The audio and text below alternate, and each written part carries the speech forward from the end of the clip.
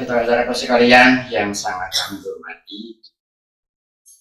bagi orang yang beriman, bagi orang yang bertakwa, tidak pernah meragukan sama sekali tentang apa yang dimakan. Tidak pernah meragukan sama sekali tentang jodohnya. Ya memang itu yang ada, itulah jodoh sampean. Dia suka marah atau enggak tergantung sampean. Itu. Jadi itu cermin kita. Jadi tidak ada penyesalan, tidak ada apa. Demikian pula anak.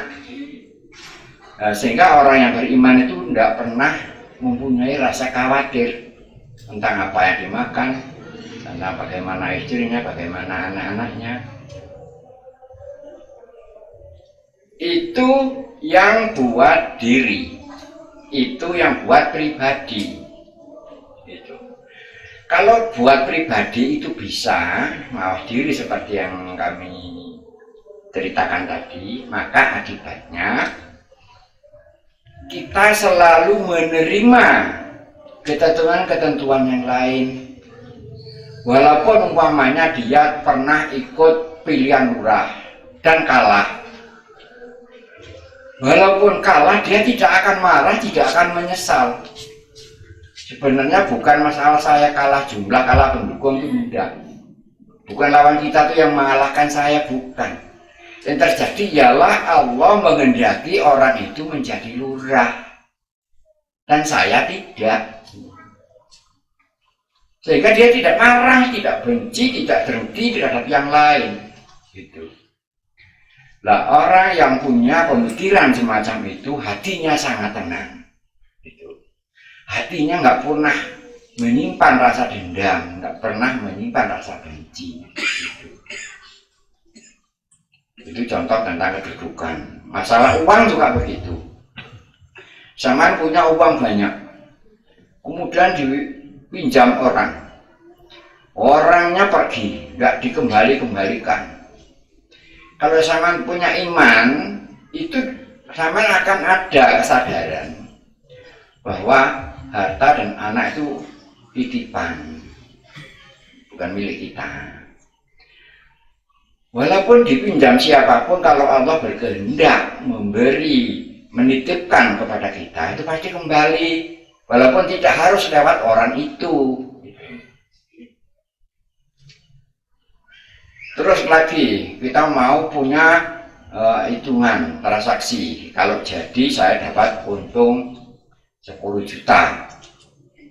Sudah mau transaksi, ada temannya datang. Ngomongnya bukan-bukan. Akhirnya gagal. Kalau Anda seorang yang beriman, meyakini bahwa rezeki dari Allah, di hati Anda akan langsung muncul. Gagalnya tadi itu bukan karena dikado teman saya. Gagalnya tadi itu memang Allah tidak menghendaki pada hari ini saya mendapatkan uang. Itulah yang terjadi. Itu. Dan Allah juga berfirman di dalam kitab suci Al-Quran. Yang terjadi itu kehendakku, bukan kemauanmu. Jadi yang terjadi itu kehendak Allah, bukan kemauan manusia. Lah kalau sudah yang terjadi itu kehendak Allah, masa kita gak terima? Gitu. Tapi bagaimana tetap gak mungkin terima.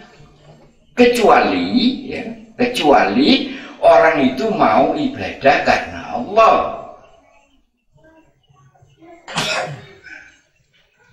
Syahadat, dirikan sholat, tunaikan zakat, puasa di bulan suci Ramadan, pergi haji bila mana mampu. Ini dijalani karena Allah, bukan karena selain Allah. Walaupun bagaimanapun kondisi kita, yang buat pribadi tetap karena Allah. Khususnya yang fardu itu. Lah kalau itu diterapkan baru bisa menerima.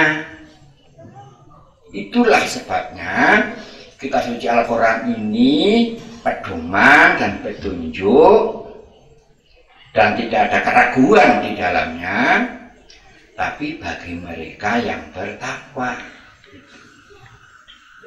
Nah kalau orang takut melarat, mau dapat transaksi di kartu temannya itu setahun masih belum reda marahnya itu, karena dia tidak mencintai Allah tapi mencintai dunia. Bukan takut kepada Allah tapi takut melarat.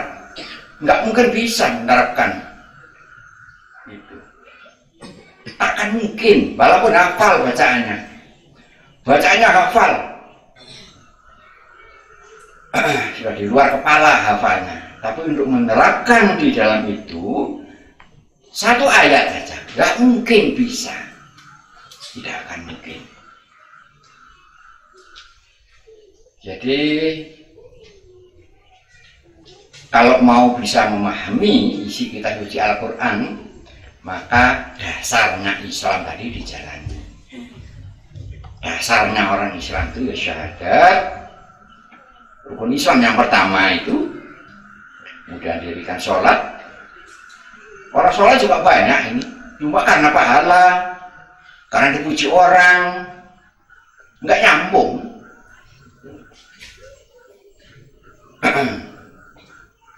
Walaupun tidak pernah telat sholatnya, tidak pernah tepat waktunya yang tepat, krononya salah. Jadi harus diawali dari 2 kalimat syahadat dibaca di dalam hati, karena ini urusan pribadi Anda dengan Allah ya. Dibaca dalam hati. Ada masalah, nggak ada masalah dibaca, dan bacanya karena Allah. Walaupun Anda sakit keras seperti mau mati pun bacanya tetap karena Allah, bukan karena supaya sembuh. Kalau mau sembuh berobat, beli obat, beli jamu, periksa ke dokter, gitu. Sembuh tidaknya pun urusan Allah. Jadi 2 kalimat syahadat tadi dibaca di dalam hati, tenggorokan pun tidak bergerak, bibir juga tidak bergerak, di dalam kolbu Anda yang paling dalam, sama bunyikan di situ.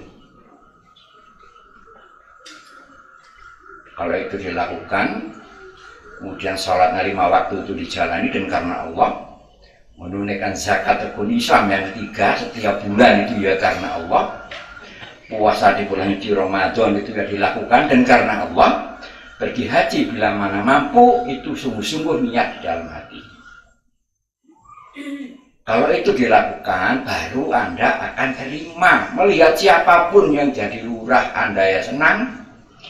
Siapapun yang jadi camat, Anda ya senang. Walaupun Anda pernah ingin jadi camat. Siapapun yang jadi presiden, Anda ya senang. Walaupun dulu mungkin Anda ingin jadi presiden.